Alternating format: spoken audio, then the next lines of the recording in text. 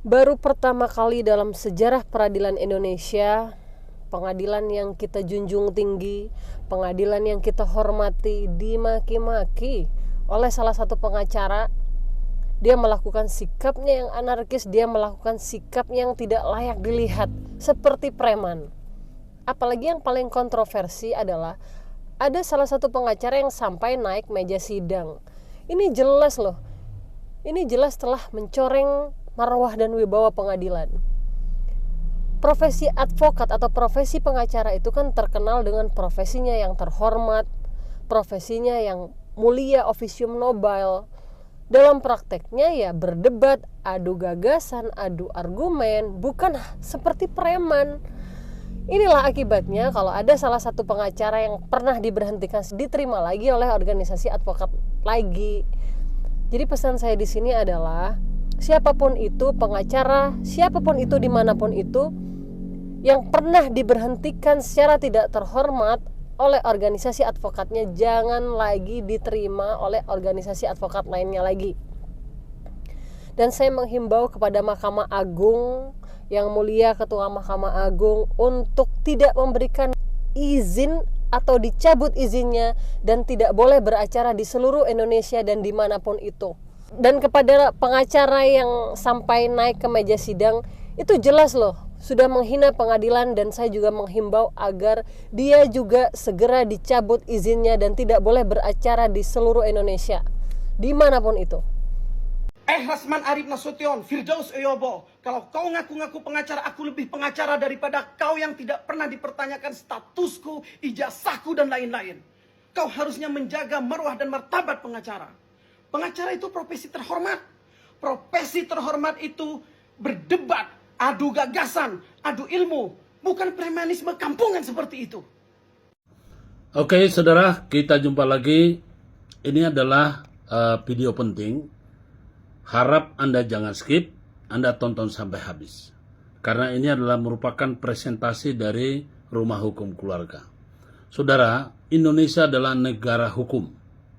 Tetapi masyarakatnya masih primitif. Kadang-kadang baru dia sadar hukum kalau dia sudah kesandung hukum. Padahal kalau sudah kesandung hukum, maka itu sudah bukan lagi hukum, tapi sudah hukuman. Saudara, ada dua kesalahan terbesar dan kebodohan terbesar sebagian orang Indonesia dalam menghadapi masalah hukum. Pertama-tama, dia baru menyadari kalau negara kita negara hukum, ya, setelah ada kasus atau ada permasalahan secara hukum, baik pidana maupun perdata. Padahal ini sudah bukan lagi sekadar hukum, tapi sudah peristiwa, sudah permasalahan yang harus dihadapi dengan biaya tinggi dan risiko besar.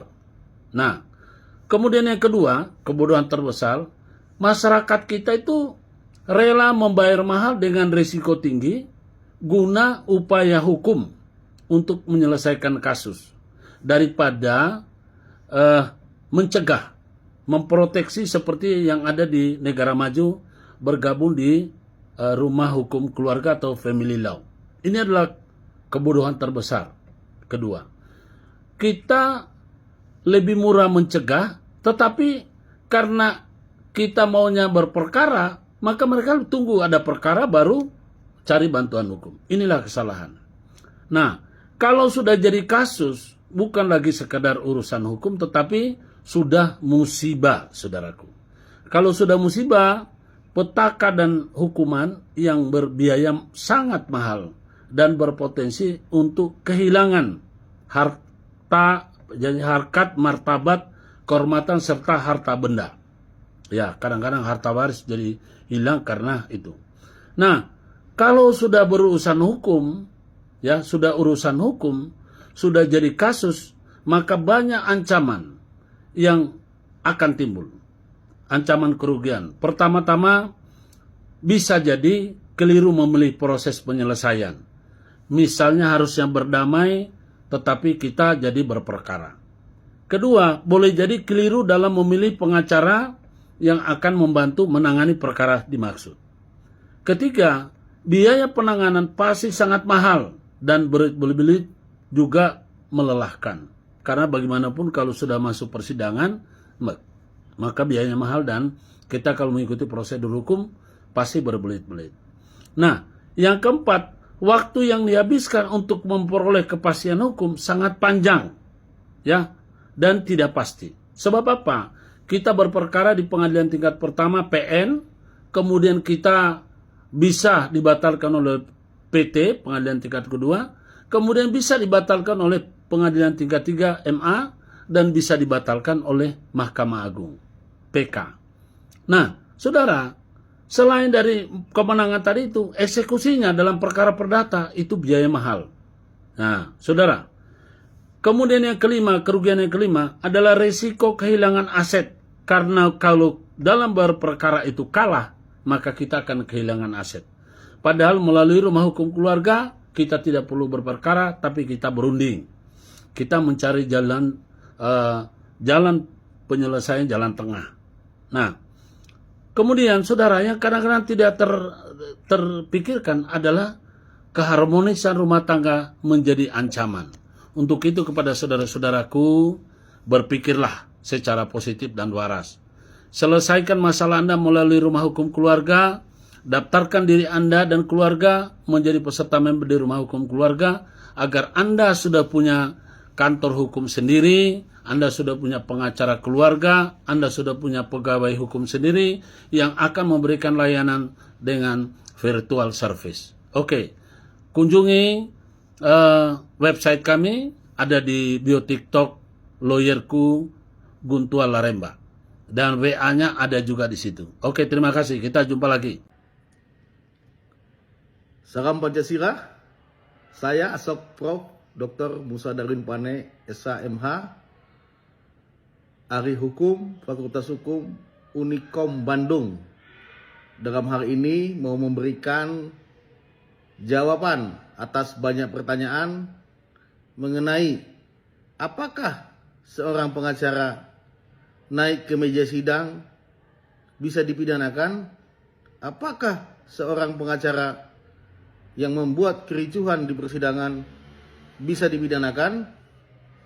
Baik, saya jawab bahwa pengacara yang naik ke meja persidangan dan membuat kericuhan bisa saja diancam dengan pidana jika tindakannya memenuhi unsur pelanggaran hukum. Jika tindakannya memenuhi unsur-unsur delik hukum pidana tentunya.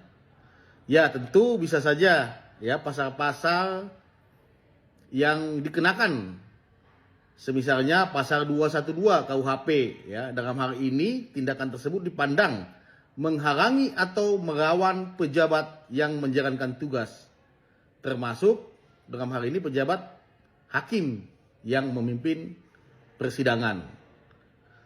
Berikutnya ada juga pasal 216 KUHP, yaitu dalam hal dia tidak mentaati perintah pejabat. Dalam hal ini hakim ataupun juga yang bertanggung jawab atas persidangan ataupun juga wilayah persidangan untuk dapat menertibkan kegiatannya ya. Jadi bisa juga dikenakan pasal 216. Kemudian ada pasal 217 dalam hal mengganggu proses jalannya persidangan. Ini siapapun bisa, selain pengacara juga ya, pihak lain juga bisa jika mengganggu jalannya sidang pengadilan. Kemudian bisa apalagi? Bisa juga dijerat dengan pasal 351 KUHP jika memenuhi unsur-unsur perbuatan tidak menyenangkan sebagaimana diatur dalam pasal 351 KUHP. Kemudian kalau perbuatannya dilakukan oleh pengacara itu secara bersama-sama dengan pihak lain ataupun rekannya, juga bisa dikenakan pasal 170 KUHP. Dalam hal ya, orang tersebut secara bersama-sama melakukan kekerasan terhadap barang atau orang. Ya, dan ini cukup berat ancamannya, bisa juga dikenakan penahanan ya. Selain sanksi pidana, tentu pengacara tersebut bisa dikenakan sanksi etik dari organisasi advokat yang menaunginya. Namun, saran saya sebagai ahli hukum pidana dan hukum acara pidana FH Unicom, sebaiknya tidak mengedepankan pidana, tetapi mengutamakan dulu sidang etik jika ada pengacara yang naik ke meja sidang dan membuat kericuhan dan sebagainya. Itu mungkin yang bisa saya sampaikan, semoga bermanfaat. Salam hormat MDP dari Fakultas Hukum Universitas Komputer Indonesia Bandung. FH Unicom, salam hormat MDP. Jadi gini rekan-rekan media ya, kalau melihat peristiwa kemarin di persidangan, saya secara pribadi ya sangat menyayangkan itu terjadi ya. Harusnya kita sesama penegak hukum saling menghormati ya. Kalau namanya arena persidangan itu wajib dihormati ya. Apapun mekanisme yang terjadi di sana ya. Di sana kan adu argumentasi, bukan adu kekuatan. Nah, ini yang sangat saya sayangkan. Walaupun saya jujur, saya adalah termasuk pasal hukumnya loh ya. Tapi memang saya tidak mau hadir di persidangan ya. Cukup saya sebagai mentor dan supervisor. Ini hati-hati loh ya. Dengan melakukan tindakan ini itu disebutkan tutup contempt of court ya.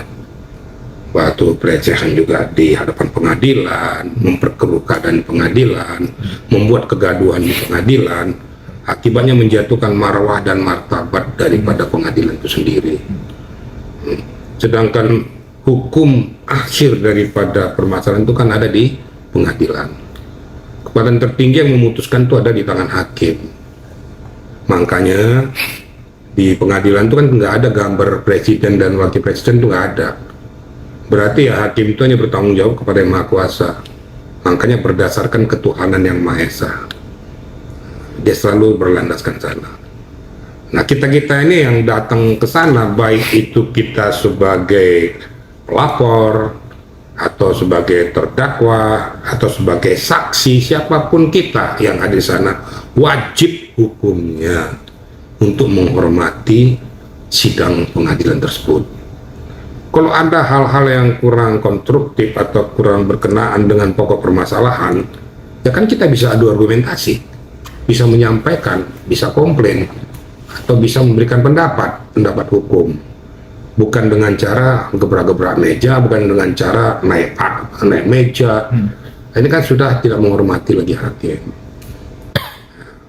Ya untung aja saya secara pribadi juga ya, terima kasih ya Hotman Paris tidak melakukan gerakan apapun pada saat didatengin ya. Saya tahu lah Hotman duduk di situ tuh, kalau feeling saya mengatakan kapan kau pukul saya.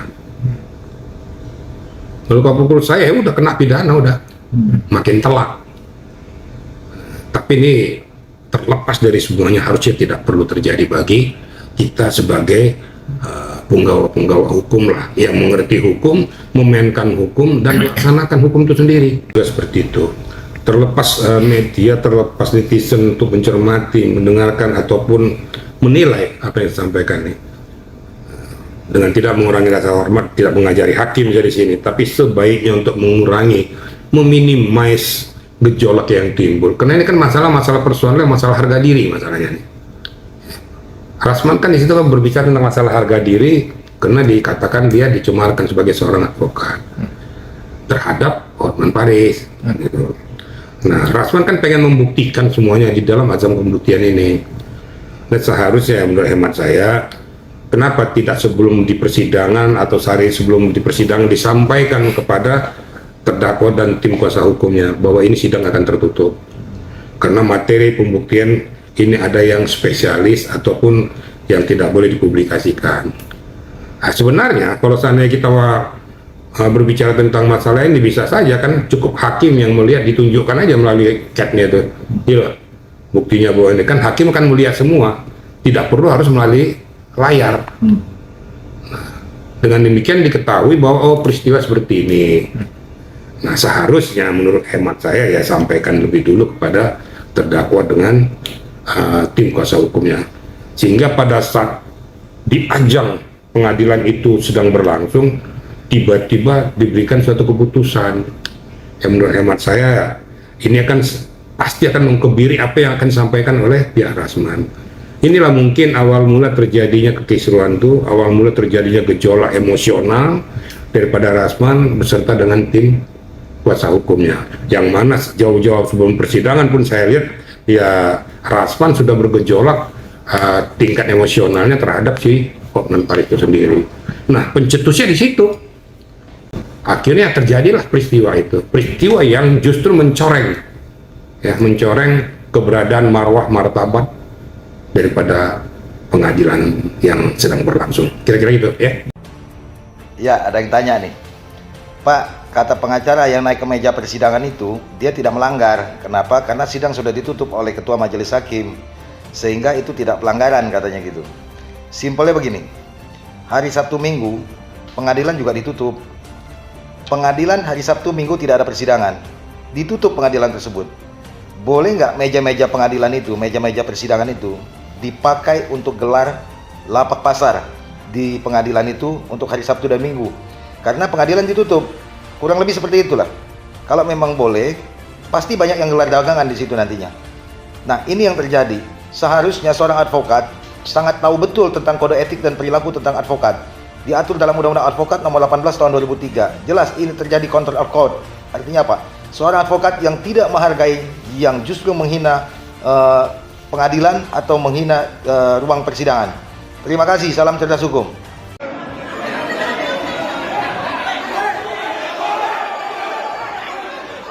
Tapi dibilang tadi katanya melakukan dugaan menghina kepada pengadilan. Oh tidak dong, sidang sudah ditutup Pak. Oh, sudah Tidak ada. selesai. Sidang sudah ditutup. Kalau sidang masih berjalan saya nggak berani. Oke. Itu berkaitan kode etik. Karena sidang Dia boleh mengajukan permohonan untuk meminta pergantian majelis hakim, tapi bukan dia yang menentukan majelis hakim diganti atau tidak.